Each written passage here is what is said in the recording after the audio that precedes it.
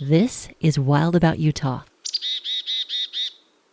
There are some days that I just don't have it in me to get outside. Maybe it's the winter blues, maybe it's exhaustion from a full day's work. Either way, there are days where all I want to do is sit in the shelter of my home next to the heat ducts or under the shade of a porch and just exhale for hours. Sometimes, getting into the thick or exploring one of the many unmapped nooks of Utah's majesty just isn't happening. I used to feel bad about this. I have but one life, one short blip of time upon this earth. I should be making the use of every second. Whether it's laboring on an overdue chore or testing out my grit and harmony with Utah's character, I need to be doing or I am dying, wasting the one life I am given. It took me some good time to not overcome this mentality, but to see my struggle with new eyes, to wash them and see the world fresh. My ablution began by asking a simple question: how can I still love the wild land that has provided for my family, my nation, and my species for millennia, even when I don't have it in me to go out and commune with it as I know I should daily?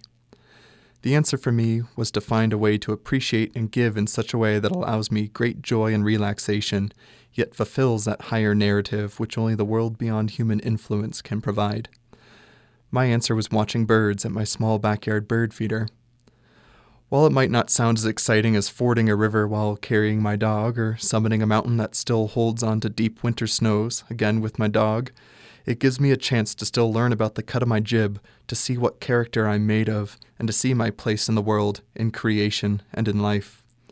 I test my grit upon the stillness of my mind when cheerful chickadees begin to see me as a part of the scenery and perch ever closer and closer to the branches above me, or my honest acceptance when rackets of starlings come to steal the suet left out in hope of a Steller's jay or lost mountain bluebird, or my reflection on where my body will one day go as scraps from my last hunt are eaten by the local neighborhood magpie clan.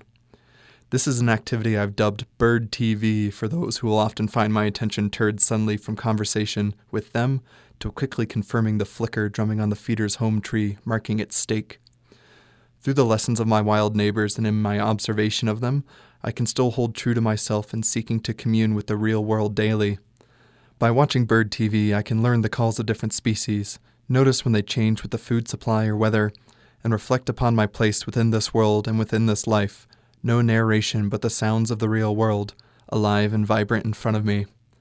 So when you don't have the energy or time to be upon the land from which has given life to your family, our nation, and all species, consider setting out sunflower seeds, nuts, raw meat, or even jams for the birds.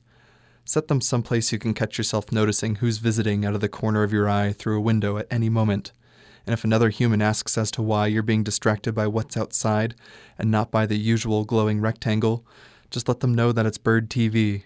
Invite them to watch too and catch them up on what's been going on in the world. Hopefully then, they'll learn to tune in too. I'm Patrick Kelly, and I'm wild about Utah.